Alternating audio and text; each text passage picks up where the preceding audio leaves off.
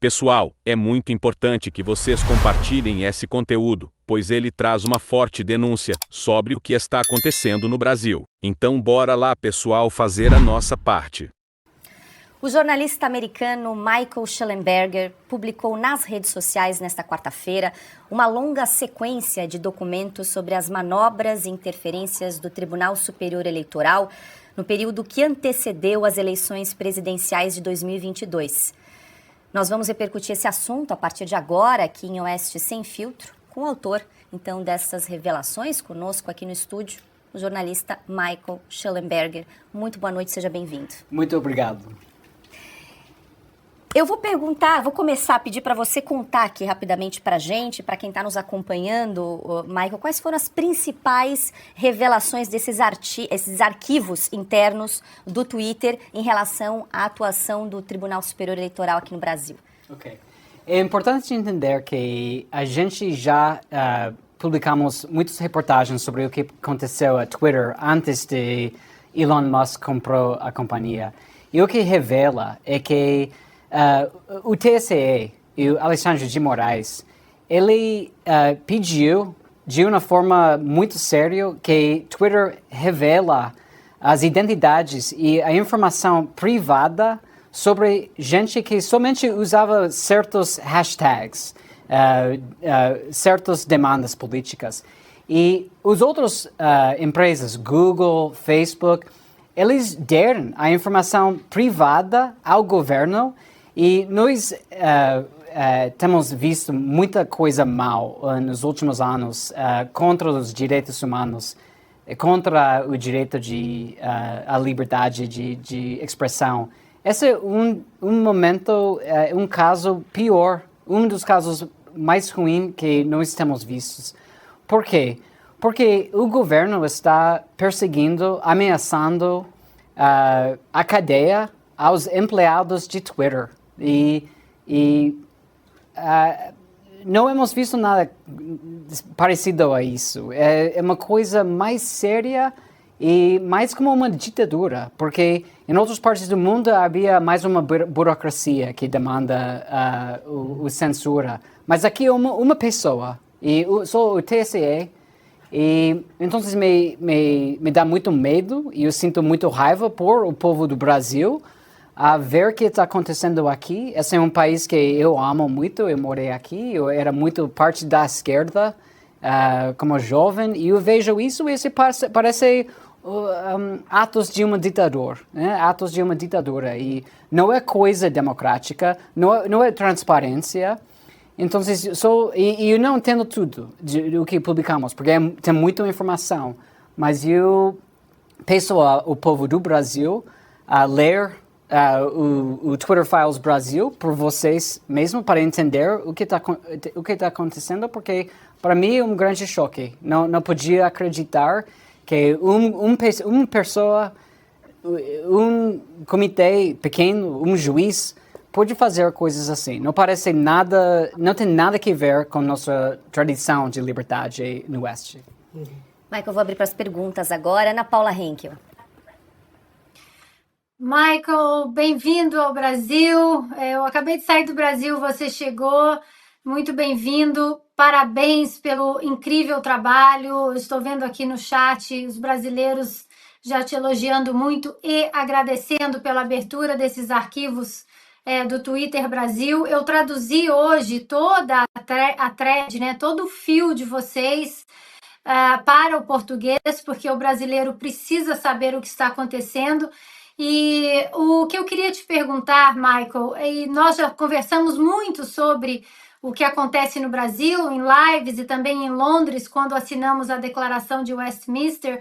Eu gostaria que você falasse um pouco dessa Declaração de Westminster, como ela é importante e como o brasileiro pode se defender deste complexo industrial da censura que hoje nós temos percebido.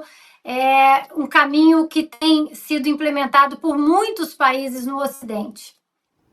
Ok, é importante entender que o que aconteceu aqui é que houve uma reação dos governos do mundo, em verdade, os Estados Unidos, o governo da Inglaterra, governos da Europa, do Brasil, contra movimentos populistas, principalmente da direita, mas era o Brexit, Trump e Bolsonaro, e resultou uma reação de agências de inteligência, de segurança, dos estabelecimentos, e criaram vários grupos, ONGs, e o que observamos em todos os países que investigamos, até o Czech Republic, a República Tchecoslováquia anterior, Inglaterra, Irlândia, Canadá, os Estados Unidos, o envolvimento de forças policiais, de as pessoas que não devem se envolver nas questões de expressão e liberdade.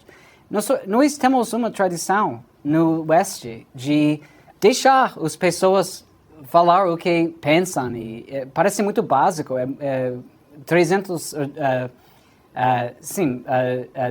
anos de liberdade, e você vê esses documentos, é como ler alguma coisa da Inquisição espanhola. É como você está observando gente que comportam como totalitarianos. Né? Desculpa, meu português é muito ruim.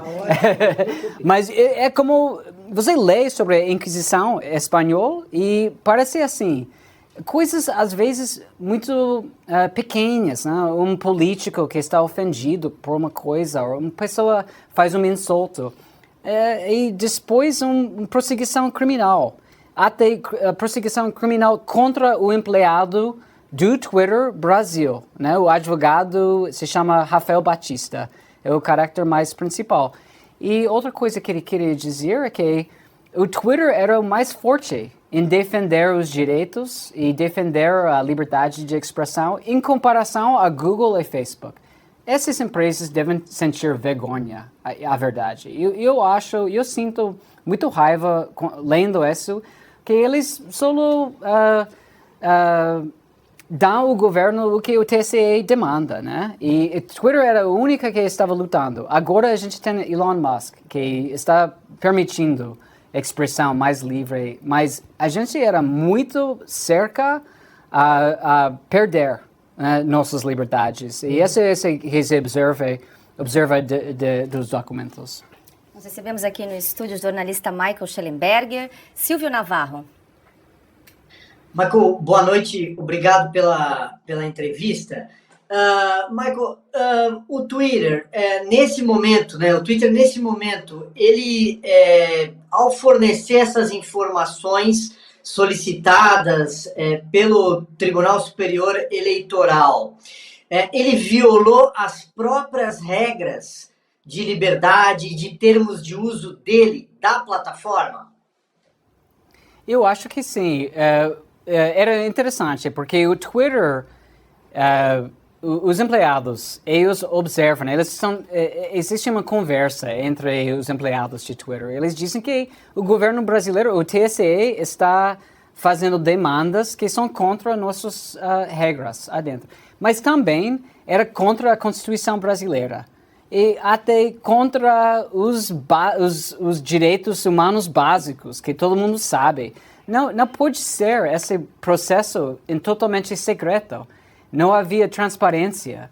As pessoas, esse juiz de Moraes, está fazendo coisas como ditador. Não sei outra maneira de dizer. Desculpa, não sei, que não quero ser... mas parece... Ele está como ditador, não? E incrível que não era um processo e envolvendo policiais e... nunca tenho visto nada como isso. Eu estou surpreendido o que estou observando, porque nós, nos Estados Unidos, os Twitter files que fizemos nos Estados Unidos, a gente era mais como pedidos, né? Os vários acadêmicos, os ativistas e até o FBI, eles pedem alguma coisa, eles são mais, pode fazer essa censura, essa coisa assim. Aqui é diferente, é como a força da lei criminal contra os empregados do Twitter. Pessoal, é muito importante que vocês compartilhem esse conteúdo, pois ele traz uma forte denúncia sobre o que está acontecendo no Brasil. Então bora lá, pessoal, fazer a nossa parte. Piotr. Michael, obrigado por nos atender. Você está fazendo uma diferença que nos Estados Unidos eram consultas. Tentava-se com, digamos, que a empresa ajudasse o FBI ou um acadêmico diante de uma situação que o acadêmico ou o FBI se sentia incomodado. Mas era só um pedido, não passava disso. Não tinha força policial. Você falou sobre as hashtags aqui, nessa sua reportagem da publicação que você fez. Veja só o absurdo que você aponta, né? O que chama atenção. A hashtag 1 era voto impresso. Onde é que tem crime em uma eleição, no processo democrático, alguém falar voto impresso. A outra era voto democrático auditável. Outra hashtag. Uma que talvez seja um pouco mais grave aqui, mas é Barroso na prisão. Ainda assim, é só uma manifestação. Até porque as pessoas não têm. Dentro de esse tipo de coisa que você conseguiu apurar, qual é a imagem que você imagina que o Brasil, que sempre se associou aos valores do Ocidente, de defesa da liberdade de expressão, e que nós aqui brasileiros víamos qualquer absurdo em relação a isso e criticarmos essas outras culturas e países, mas agora nós estamos, como você está dizendo, em decisões muito similares à de uma ditadura. Qual a imagem que você imagina que o Brasil tem hoje no mundo? Você que é estrangeiro e pode enxergar de fora para dentro com mais particularidade. É muito ruim, muito ruim. E me faz triste em pensar, porque nós pensamos em Lula como uma pessoa que lutava contra a ditadura. Para ver que ele está fazendo parte desta coisa é incrível para nós. Brasil era uma esperança para a democracia, para a liberdade. Até quando eu estive aqui, faz 30 anos, era um movimento que tinha muito orgulho em ser, a esquerda tinha muito orgulho em ser diferente que os regimes da esquerda em outras partes do mundo. E ver isso, eu sinto muito chocado. E, como você disse, esses hashtags em particular, uma pessoa, por exemplo, e disse que retweet ou republicar, que eu concordo com isso, uma coisa, para o governo demandar e pedir que Twitter revela informação pessoal sobre as pessoas, é incrível a mim. Que tipo de pessoa? Porque claro, é contra a lei, é contra a Constituição, é contra nossos direitos humanos, mas também uma coisa está errada em sua mente. Se você acha, uma pessoa disse algo que você não concorda com ele, tudo bem. Você não precisa não precisa de escutar, como se diz? Sim. Não precisa, pode ignorar, pode debater, mas para decidir que vai calar essa pessoa, sim, alguma coisa errado em sua mentalidade, uma coisa doente na mente, eu acho, porque só há outras respostas, não precisa de calar as pessoas. Porque eu estava aqui, eu gostei da música MPB, né? A música popular brasileira. Eles cantavam contra esse tipo de censura. Era parte da tradição da esquerda. Eu sinto muito triste e muito raiva com a esquerda para participar nesse tipo de censura. Augusto. Michael, muito obrigado pela entrevista, parabéns pelas revelações, só ajudam o país. Eu pergunto o seguinte, em que época isso começou e eu pergunto se continua a haver esse tipo de absurdo, né? Esse tipo de pressão feita pelo TSE. Continua? Aqui? Eu acho que sim, mas nossos documentos terminam no período antes de Elon Musk comprou Twitter.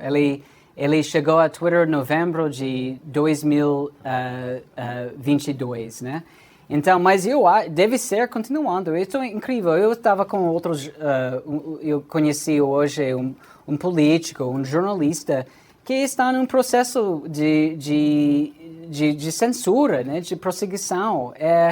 eu quase não acredito, né? Eu sei que a Ana Paula também, uma perseguição, eu quase não entendo essa coisa que era possível no Brasil. Quando eu cheguei no Brasil, faz 30 anos, era muito orgulho sobre a Constituição. A Constituição era muito progressista, era muito liberal. Mas não é. É óbvio agora que a Constituição brasileira tem problemas muito sérios e não deve ser tão fácil calar outras pessoas. Não deve ser tão fácil perseguir criminalmente jornalistas ou executivas de companhias de mídia social.